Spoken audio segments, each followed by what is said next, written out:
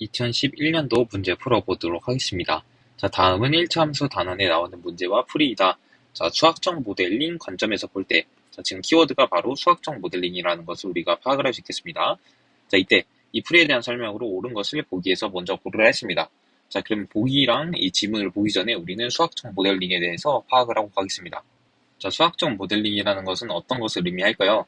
자, 말 그대로 이 수학적 모델링에서 따오면 돼요. 자, 실세계에 이 현상들이 있는데 이것을 수학적 기호로 모델링하는 거라고 생각을 하시면 됩니다. 이해되시나요? 자, 그리고 모델링이라는 것은 한국말로 그냥 기호화 아니면 표현한다고 우리가 써주면 되겠죠. 자, 그래서 적어주면 실세계에 있는 상황을 수학적 기호로 표현을 하면서 문제를 해결한다. 이게 바로 정의가 되는 것을 알 수가 있겠죠. 자, 수학적 모델링을 써놓은 다음에 그 다음에 외울 때 자, 실세계만 떠올리세요. 실세계를 수학적 용어로 기호로 표현을 하면서 이 문제를 해결하는 과정이 바로 수학적 모델링이 되겠다라는 것을 알 수 있겠죠. 자, 그러면 수학적 모델링에 순서가 있겠죠. 1, 2, 3, 4단계. 처음에는 뭐를 해야 되나요? 바로 우리가 구하려는 요인을 찾아야겠죠. 자, 두 번째는 요인의 관계. 관계가 어떻게 되냐? 그리고 우리가 수학적 모델링을 적용시켜줘야 된다. 적용이 아니고 구축이 되겠죠. 모델링을 구축하는 단계.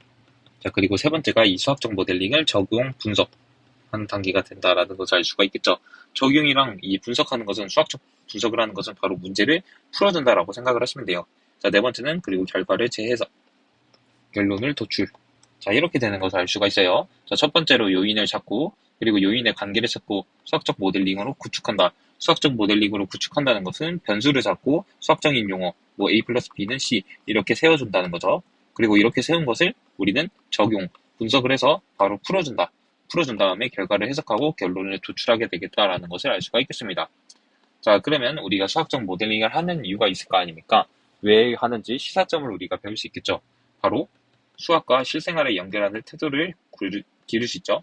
자, 그리고 두 번째로는 이 수학 같은 거를 그냥 학생들이 이 책에서, 이게 책입니다. 책에서 그냥 이렇게 배우면 바로 그냥 수학이 원래 있는 건가? 이렇게 그냥 배우고 흥미가 없게 되는데 이 실생활과 연결하다 보면 수학이 이렇게 발생되었구나. 수학은 발생된 거구나. 학생이 이해하면서 흥미를 돋을 수 있겠죠.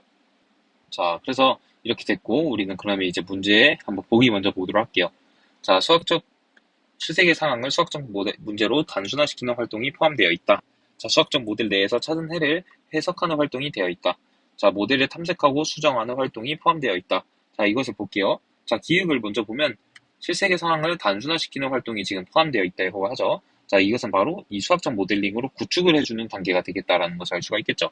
자, 그리고 해를 해석하는 활동은 바로 이 적용하고 분석해서 해를 해석하는 거겠고, 그리고 수학적 모델 탐색하고 수정하는 활동, 결과를 재해석이 바로 이 디귿이 되겠다라는 것을 알 수가 있겠죠. 자, 그러면 이 지문을 보고 기억, 니은, 디귿 중에 옳은 것만 바로 골라주도록 해봅시다.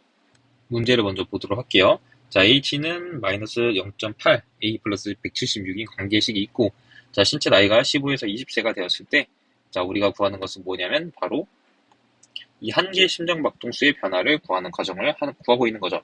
자, 그러면 우리가 이 풀이를 보기 전에 생각을 해봅시다.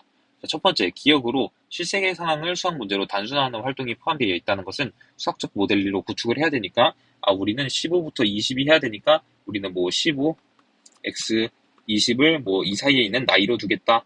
우리는 a를 뭐뭐로 두겠다. 이렇게 생각을 해줘야 되는 거죠. a 세니까 a는 나이로 두겠다. 이렇게 하는 과정이 필요한 거예요. 자, 근데 문제를 보도록 할게요.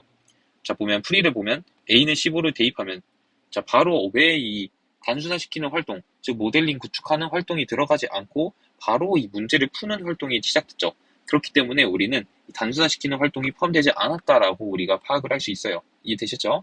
자, 근데 이제 수학적 모델 내에서 찾은 해를 해석하는 활동이 포함되어 있다.